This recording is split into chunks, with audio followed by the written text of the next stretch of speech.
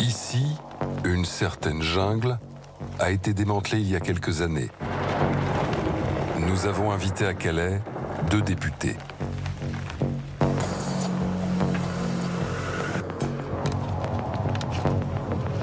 Ils sont jeunes, hein.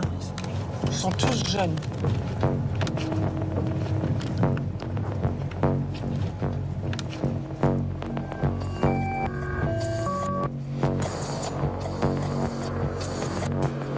Et pour certains campements, comme celui-ci,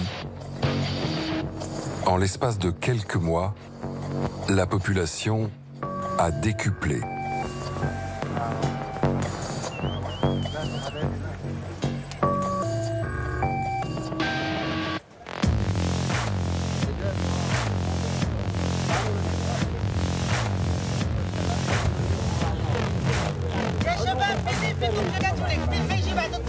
Bonjour. Et donc moi je suis Juliette Delaplage, je travaille au Secours catholique ici à Calais. Je suis arrivée à Calais il y a 3 ans et demi. Il y a eu près de 50 décès. Depuis le début de l'année 2022, il y a 12 personnes qui sont mortes. Je trouve ça très important qu'il y ait des personnes exilées qui échangent avec vous parce que je pense que quand on a discuté avec ces personnes et qu'on voit la situation, forcément ça nous engage quand il y a ensuite le vote d'un projet de loi ou le vote de textes européens. Marhaba. Salam alaikum. Bonjour, monsieur. Ils font sécher, ouais, un petit peu réchauffer.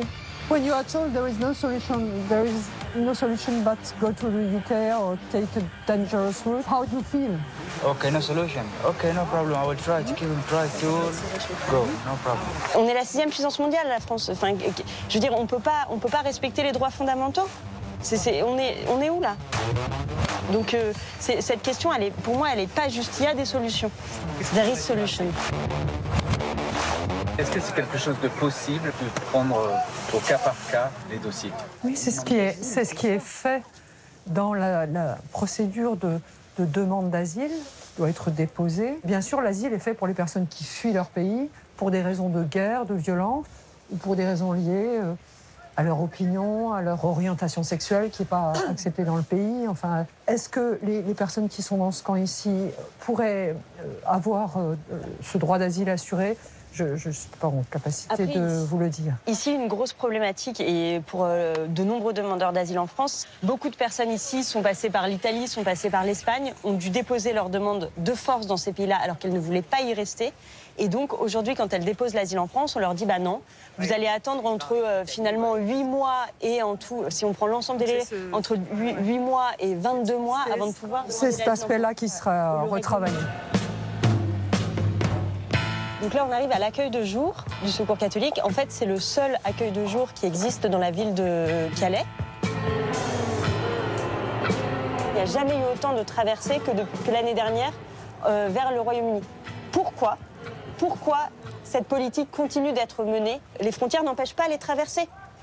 Voilà, les gens traversent au péril de leur vie. Et vous avez tout à fait raison. Enfin, c'est un scandale absolu, hein, le fait qu'il y ait autant de personnes qui décèdent, le fait qu'il y ait autant de trafiquants. Donc il y a la question de la lutte contre les trafiquants, qui quand même sont très nombreux et très prospères. Et l'autre chose, c'est arriver à en parler avec les Britanniques. La France est engagée dans un accord diplomatique avec le Royaume-Uni. C'est très, très difficile. Ils nous proposent de nous renvoyer les personnes qui essayent de rejoindre le marché du travail britannique. Alors qu'on a bien vu que les gens, en fait, c'est ça qu'ils cherchent à rejoindre. Donc on est dans un dialogue où il n'y a pas pour l'instant d'écoute et de terrain commun.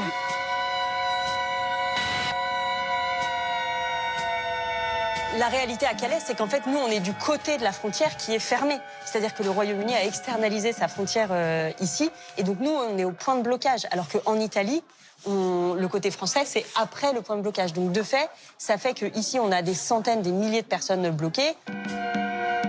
Il faut que toutes les forces politiques, sociales, modérées, humaines, qui ont envie de cette approche humaine, se mettent ensemble, qu'on le fasse vite, parce que les populistes montent très, très vite en Europe. Ils se nourrissent du discours contre les migrants. C'est fascinant, par exemple, de voir comme M. Orban, le Premier ministre hongrois, fait ça comme là-dessus. Il n'y a pas un migrant qui veut aller en Hongrie. Madame Meloni s'est rendue compte qu'après de grandes déclamations, absolument, elle est obligée d'appeler l'Europe. Ce qui compte, c'est d'avancer et surtout de ne pas laisser à croire Ce que les extrêmes essaient de nous faire croire, c'est qu'il y a une menace qui est énorme et qui va nous envahir. Non, non, non, la migration, elle reste raisonnable, elle a toujours été, elle correspond à un besoin de notre continent européen, mais il faut qu'on la pilote, qu'on sache ce qu'on veut, qu'on l'organise, qu'on la maîtrise. Et en cohérence avec Schengen, il faut qu'on maîtrise l'entrée sur notre territoire. Après, et les associations nous le rappellent bien, on parle d'êtres humains, on ne parle pas d'objets administratifs. Donc l'approche humaine doit être toujours présente, et je remercie les assos d'assurer cette présence, hein, et que quel que soit le cheminement administratif, que la dignité des personnes et leur protection aussi soient respectées.